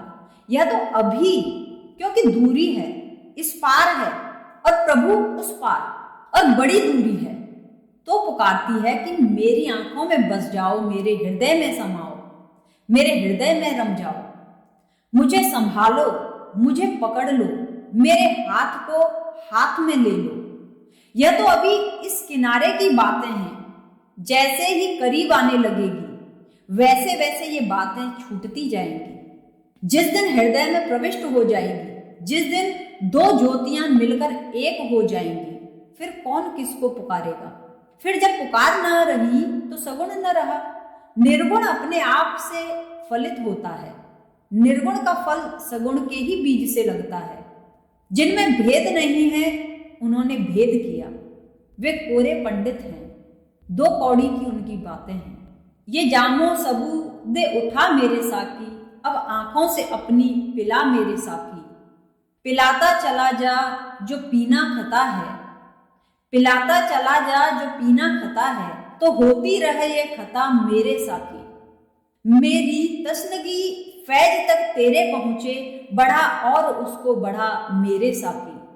बकाए हयाते खिरद से बचा ले, मुझे बख्श कैफे फना मेरे साकी। यही आरजू खत्मे सद आरजू है, मुझे ऐसा बेखुद बना मेरे साकी। यही मेरी मंजिल, यही मेरा हासिल, तू कदमों में दे दे मुझको जाम मेरे साकी। मीरा की अब यही पुकार है, भक्त की यही पुकार है सदा से। ये जामो सबू दे उठा मेरे साकी। भक्त कहता है कि क्या प्यालों में भर भर कर मुझे दे रहा है, ऐसी भी क्या कंजूसी। ये जामो सबू दे उठा मेरे साकी, अब आंखों से अपनी पिला मेरे साकी। वह जो मीरा कहती है, मोहनी मूरत सांवली सूरत, नैना बने विशाल। आन बसो नंदलाल मेरे नैनों में, मेरी आंखों में। वे तुम्हारी जो बड़ी बड़ी आंखें हैं वे मेरी आंखों में झुकाओ। अब आंखों से अपनी पिला मेरे साकी, पिलाता चला जा जो पीना खता है। और अगर कोई कहता हो कि यह पीना जुर्म है, अपराध है, पाप है, तो होती रहे यह खता मेरे साकी। भक्त कहता है तो फिर मुझे फिक्र नहीं है, तो होती रहे यह खता मेरे साकी। मेरी तस्नगी फैज तक तेरे पहुंचे, बड़ा और उसको बड़ा मेरे साकी। और मेरी प्यास को ऐसा बढ़ा कि मैं तेरे पूरे सागर को पीने में समर्थ हो सकूं। बकाए हयाते खिरद से बचा ले, मुझे बुद्धि से बचा ले हे परमात्मा। मुझे बख्श कैफे फना मेरे साकी, मुझे समर्पित हो सकूं, तुझ में लीन हो सकूं, तल्लीन हो सकूं, ऐसा आशीष दे। बकाए हयाते खिरद से बचा ले, मुझे बख्श कैफे फना मेरे साकी। यही आरजू खत्मे सद आरजू है, मुझे ऐसा बेखुद बना मेरे साकी। भक्त यही मांगता है कि मुझे बेखुद बना दे, मुझसे मेरापन ले ले, मेरा अहंकार छीन ले, मुझ में मैं भाव न रह जाए। यही मेरी मंजिल, यही मेरा हासिल, एक ही मेरी मंजिल है और एक ही मेरी आकांक्षा है। तू कदमों में दे दे मुझको जाम मेरे साकी, तेरे कदमों में मुझे जगह मिल जाए, तेरे चरणों में जगह मिल जाए। लेकिन चरणों में जगह मिलना तो बस नाव की ही बात है। अभी जैसे ही चरणों में जगह मिली, जैसे ही दिए इतने करीब आए, ज्योतियां एक हो जाती हैं। जिसने चरण पकड़े परमात्मा के, जल्दी ही उसके हृदय में प्रविष्ट हो जाता है। कहीं से पकड़ो उसे, चरण से पकड़ो, मगर पकड़ो, उससे जुड़ो, उससे जुड़े कि एक हुए। उससे जुड़े तो दो नहीं रह सकते। परम पद भक्त उसकी आकांक्षा भी नहीं करता है। वह तो कहता है तेरे चरणों में पड़ा रहूं, मगर इन्हीं चरणों में पड़ने के कारण पहुंच जाता है, परम पद उपलब्ध हो जाता है। प्रेम मुक्ति है, भक्ति मोक्ष है। और जो प्रेम रहित हैं और निर्गुण की बकवास में लगे हैं और निराकार की बातें कर रहे हैं, उनसे सावधान रहना। जिन्होंने अभी सगुण को भी नहीं जाना, वे निर्गुण को क्या खाक जानेंगे। जो अभी आकार को नहीं पहचान सके, वो निराकार को कैसे पहचानेंगे। पहले आंखों को आकार को पहचानने के योग्य बनाओ, फिर निराकार भी आता है, क्योंकि निराकार आकार के ही पीछे छिपा है।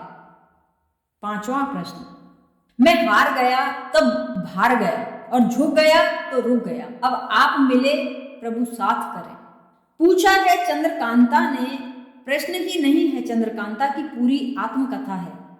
ऐसे वर्षों से मुझसे लड़ते और जुड़ते हैं, लड़ लड़ कर पाया है। लड़ता है वही पाता है कि लड़ने में कुछ सार नहीं, लड़ लड़कर चिंता ही पैदा होती है। मुझसे लड़ना, तुम अपने से ही लड़ रहे हो। मुझसे लड़ना छोड़ देना, अंततः तुम्हारे भीतर की सारी लड़ाई की समाप्ति हो जाएगी। यह प्रश्न नहीं है, चंद्रकांता की पूरी आत्मकथा है। और यह सबके लिए उपयोगी हो सकती है, क्योंकि कुछ न कुछ लड़ाई जारी रहती है, क्योंकि कुछ न कुछ अहंकार सभी के भीतर है। तुम जब आकर मुझसे कहते भी हो कि सब छोड़ दिया, तब भी कहाँ सब छोड़ते। कहते हो सब समर्पित कर दिया, तब भी कहाँ करते हो। वह भी अभी औपचारिक है, मनसा है, भाव है, और भाव अच्छा है, मगर स्थिति बनते बनते देर लगेगी।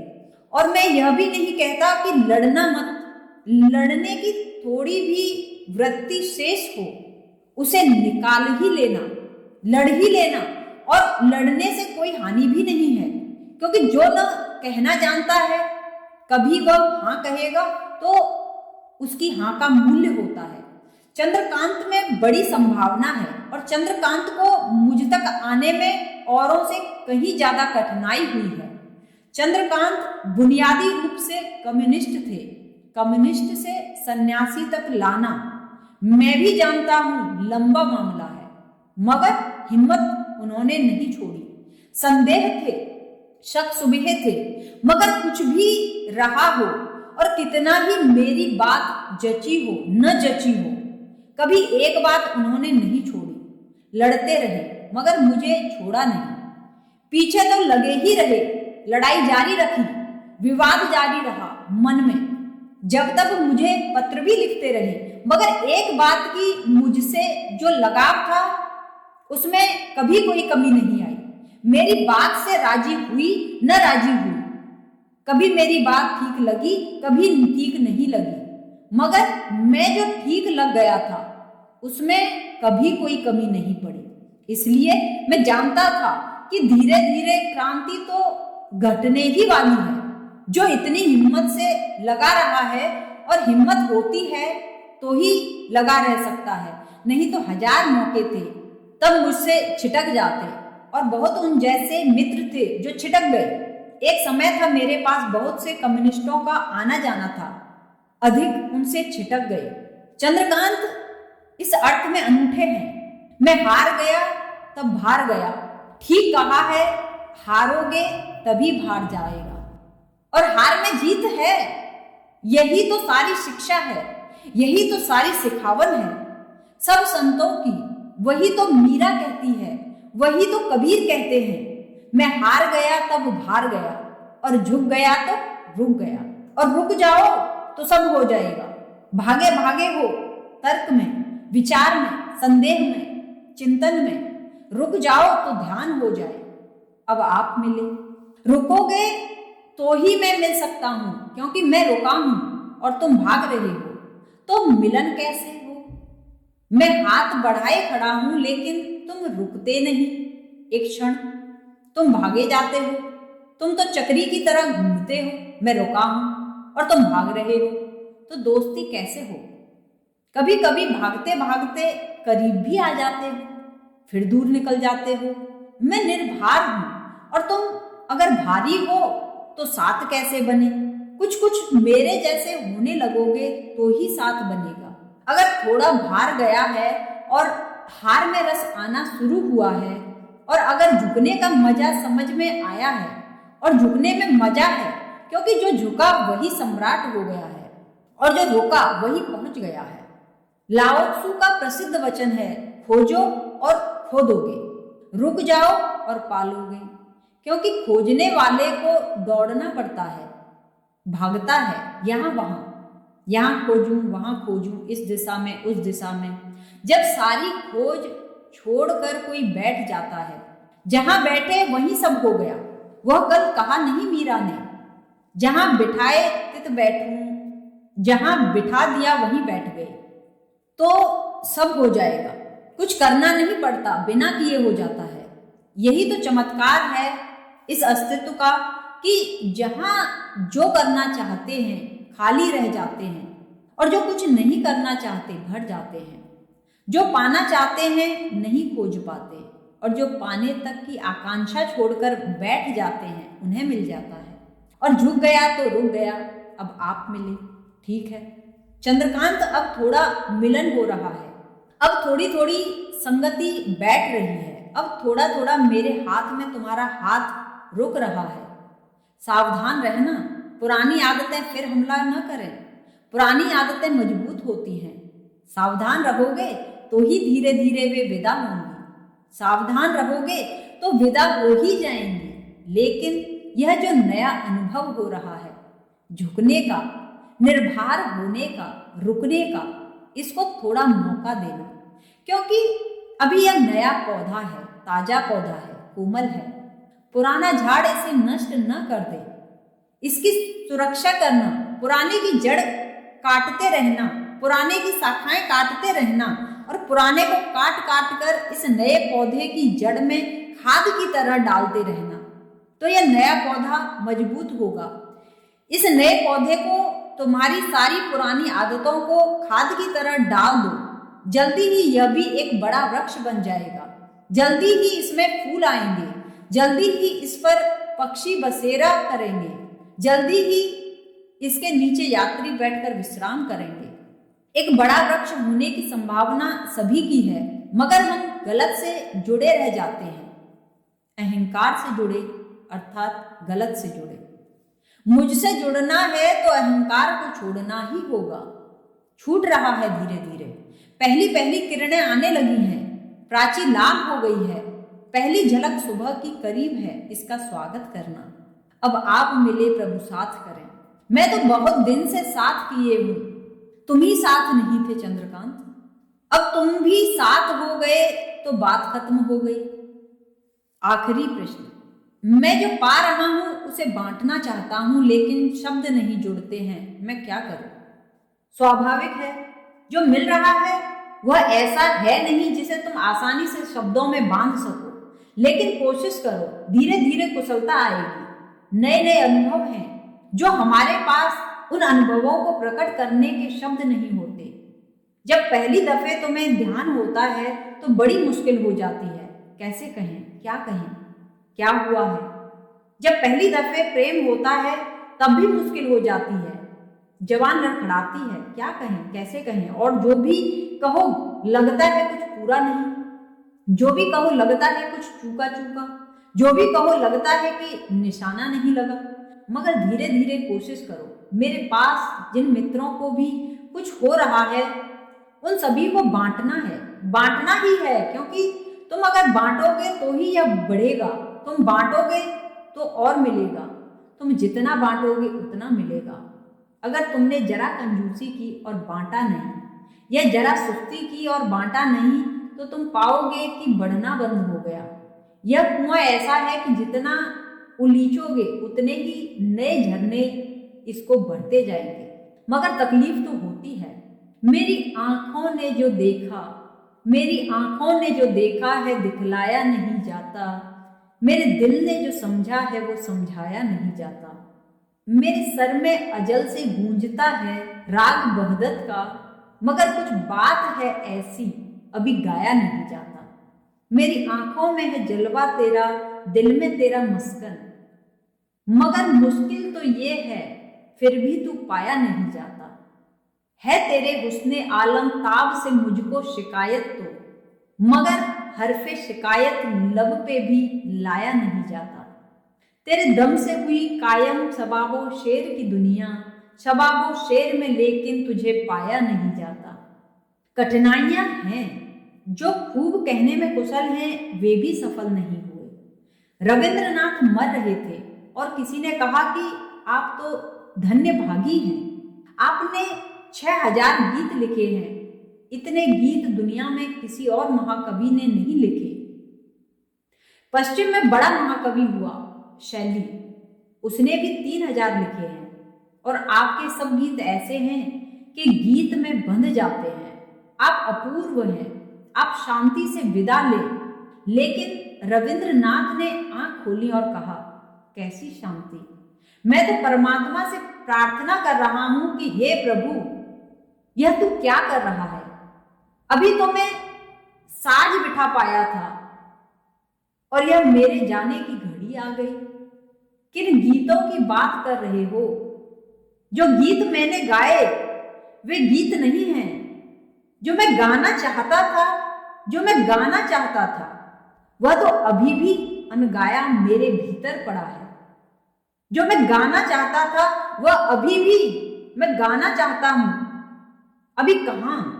रविंद्रनाथ कहते हैं कि अभी तो मैंने साज बिठाया था, अभी तो ये जो ठोक पीट तबला इत्यादि ठोक रहा था, तार कस रहा था, इसकी जो आवाज हो रही थी, यही से 6000 गीत हैं। अब तार कस गए थे, तबला ठीक बैठ गया था। अब घड़ी करीब आ रही थी कि लगता था अब गा सकूंगा जो गाना है, और यह जाने की घड़ी आ गई। लेकिन मैं तुमसे कहना चाहूंगा कि रविंद्रनाथ अगर और भी 100 साल जी जाते तो भी बात ऐसी की ऐसी रहती, क्योंकि जो गाना है वह तो कभी गाया ही नहीं जाता। हमेशा ऐसा ही लगता है कि बस साज तैयार है, अब तैयार है, अब तैयार है, और तैयार हो गया। बस साज तैयार होता जाता है, लेकिन जो कहना है वह कहा नहीं जा सकता।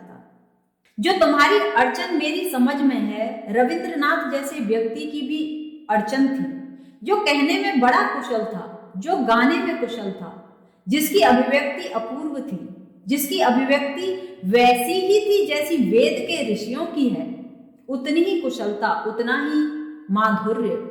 लेकिन वे भी इतना ही कहते हैं कि मैं साज बिठा पाया था। तो गा तो तुम न पाओगे, मगर फिर भी गाना है, और नाच तो तुम न पाओगे, फिर भी नाचना है। इसकी फिक्र मत करना कि तुम्हारा नाच कितना कुशल है, तुम इसकी ही फिक्र करना कि तुम्हारे नाच को देखकर किसी को नाचने की धुन आ जाए, बस पर्याप्त हो गया। तुम यह मत सोचना कि मेरा गीत कितना पूर्ण है, कोई गीत पूर्ण नहीं है, पूर्ण भाषा में आती ही नहीं। तुम इतना ही फिक्र करना कि तुम्हें गीत गाते देखकर किसी का कंठ खुल जाए। इतना ही फिक्र करना कि तुम्हारा गीत किसी पर चोट कर दे, किसी के तार कपा दे। तुम्हारे गीत की लय में बंधकर कोई उसी खोज पर निकल जाए जिस खोज पर तुम मेरा गीत सुनकर निकल गए हो। जिसको भी मिले उसके लिए यह अनिवार्य शर्त है कि वह बांटे, जितना मिले उतना बांटे, जिस तरह बन सके उस तरह बांटे। कोई नाच कर बांटे, कोई गा कर बांटे, कोई चुप होकर बांटे, कोई शांत होकर बांटे, मगर बांटे। अपना रास्ता खोजे, क्योंकि बांटने से बढ़ती है यह संपदा, न बांटने से घट जाती है। संसार की संपदाएं बांटने से घट जाती हैं, न बांटो तो इकट्ठी होती है।